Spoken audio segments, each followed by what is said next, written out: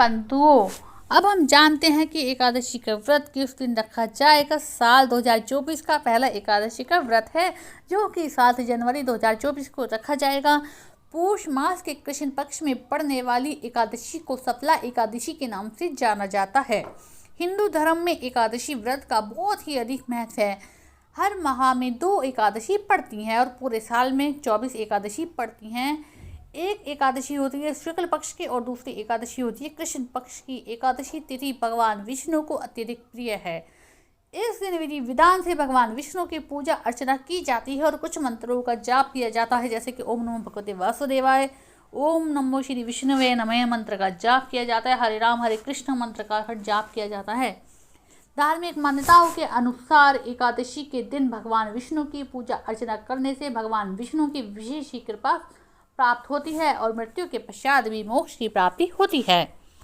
अब हम जानते हैं एकादशी तिथि का शुभ मुहूर्त कब से शुरू है। एकादशी का व्रत एकादशी तिथि प्रारंभ होगी 7 जनवरी 2024 को दोपहर 12:41 पर और एकादशी तिथि समाप्त होगी 8 जनवरी 2024 को 12:46 पर दोपहर के। और एकादशी का पारण समय भी जान लेते हैं। 8 जनवरी को पारण समय है 7:15 पर सुबह के और 9:20 पर सुबह के है समाप्ति। और पारण तिथि के दिन द्वादशी समाप्त हो जाएगी 11:58 पर रात के। इसलिए व्रत का पारण होगा 8 जनवरी को। एकादशी पूजा की विधि भी जानते हैं। सुबह जल्दी उठकर स्नान आदि करके घर में एक दीप प्रज्वलित करें भगवान जी के सामने और भगवान विष्णु का गंगा जल से अभिषेक करें। भगवान विष्णु को पुष्प और तुलसी दल अर्पित करें। संभव हो सके तो व्रत भी रखें। व्रत ना रख सकते हैं तो पूजा जरूर करें और अन्न खाएं और भगवान की खूब पूजा अर्चना करें। भगवान विष्णु की आरती करें, भगवान को भोग लगाएं। इस बात का विशेष ध्यान रखें कि भगवान विष्णु को सिर्फ सात्विक चीज़ों का ही भोग लगाना है, जैसे फल और दूध से बनी मिठाई केवल। भगवान विष्णु को भोग में तुलसी जरूर अर्पण करें। ऐसा माना जाता है कि बिना तुलसी के भगवान विष्णु भोजन ग्रहण नहीं करते। इस दिन भगवान विष्णु के साथ माता लक्ष्मी का भी पूजन करें। अधिक से अधिक भगवान का ध्यान करें। अब एकादशी वाले दिन क्या क्या नहीं करें। एकादशी के दिन चावल भी घर में बिल्कुल ना बनाएं, ना ही घर का कोई सदस्य चावल खाए और ना ही सिर धोए। कोई भी स्त्री सिर नहीं धोए और ना ही तुलसा में जल अर्पित करे, क्योंकि तुलसा जी भी व्रत रखती हैं एकादशी का। इसलिए बंधुओं, ये सब आपको एकादशी के दिन फॉलो करनी है बातें। और आप कथा का भी श्रवण कीजिए हमारे चैनल के माध्यम से और हमारे कमेंट्स में राधे राधे लिखना ना भूलें। आज हम सफला एकादशी के महात्म की कथा का श्रवण करती हैं। भगवान कृष्ण बोले, हे युधिष्ठिर, मैं दान, तीर्थ, तप इत्यादि शुभ कर्मों से इतने शीघ्र प्रसन्न नहीं होता हूँ जितना मैं एकादशी व्रत करने वाले से प्रसन्न होता हूँ। एकादशी व्रत करने वाला मुझे प्राणों के समान प्रिय होता है। पौष मास की कृष्ण पक्ष की एकादशी का नाम सफला एकादशी है। यह सर्व कार्यों को सफल बनाने वाली एकादशी है। इसमें भगवान नारायण, भगवान विष्णु की पूजा की जाती है। ऋतु के अनुसार फल, फूल, धूप, दीप इत्यादि से पूजन करना चाहिए। महात्म की कथा को सुनो, प्रेम से सुनो। चंपावती नगरी में एक महिष्मान नाम का राजा राज्य करता था। उसके 4 पुत्र थे। बड़े पुत्र का नाम लुम्पक था। वह बड़ा ही दुराचारी था। मांस, मदिरा पर स्त्री गमन, वैश्याओं का संग इत्यादि कुकर्मों में लिप्त रहता था। पिता ने उसे अपने राज्य से निकाल दिया। वन में एक पीपल का वृक्ष था जो भगवान का अत्यधिक प्रिय वृक्ष था। सब देवताओं का क्रीड़ा स्थल भी वही था। ऐसे पतित पावन वृक्ष के सहारे लुम्पक भी रहने लगा, परंतु फिर भी उसकी चाल टेढ़ी ही रही। मतलब वह कुकर्मों में फिर भी लिप्त रहा। वह पिता के राज में चोरी करते चला जाता था तो पुलिस पकड़कर छोड़ देती थी। एक दिन पौष मास के कृष्ण पक्ष की दशमी की रात्रि को उसने लूटमार अत्याचार किया। तब पुलिस ने वस्त्र उतारकर उसे वन में भेज दिया। बेचारा पीपल की शरण में आ गया।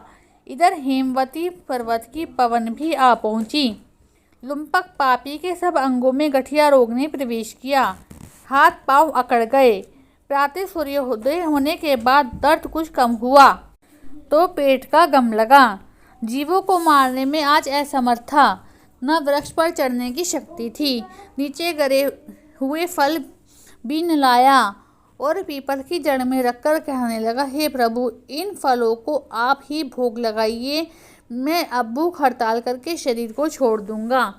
मेरे इस कष्ट भरे जीवन से मृत्यु ही भली है। ऐसा कहकर प्रभु के ध्यान में मग्न हो गया। रात्रि भर उसको नींद नहीं आई। भजन कीर्तन प्रार्थना करता रहा, परंतु प्रभु ने उन फलों का भोग ना लगाया। प्रातःकाल हुआ तो एक दिव्य अश्व आकाश से उतरकर उसके सामने प्रकट हुआ और आकाशवाणी द्वारा नारायण जी कहने लगे, तुमने अनजाने में सफला एकादशी का व्रत किया है, उसके प्रभाव से तेरे सारे पाप नष्ट हो गए हैं। जैसे अग्नि को जानकर या अनजाने में हाथ लगाने से हाथ जल जाती है, वैसे ही एकादशी व्रत भूलकर व्रत करने वाले से भी एकादशी अपना प्रभाव जरूर दिखाती है। अब तुम इस घोड़े पर सवार होकर पिता के पास जाओ, राज मिल जाएगा। सफला एकादशी सब कार्य सफल करने वाली है।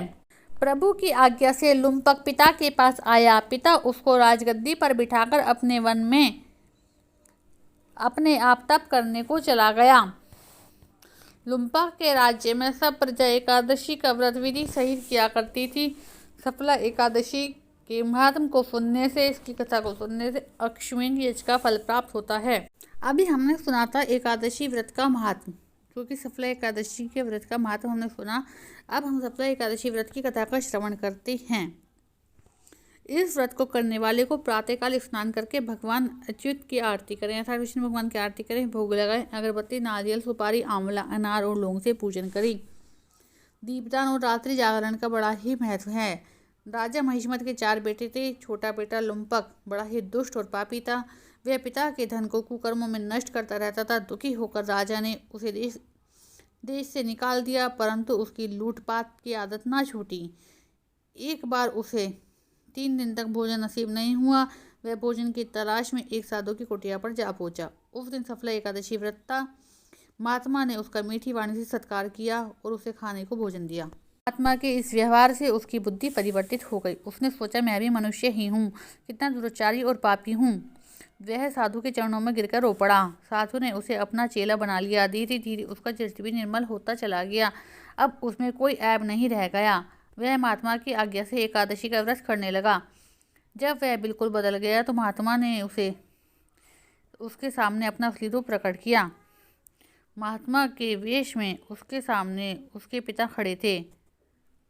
लुम्पक ने राजकाज संभालकर अच्छा आदर्श प्रस्तुत किया।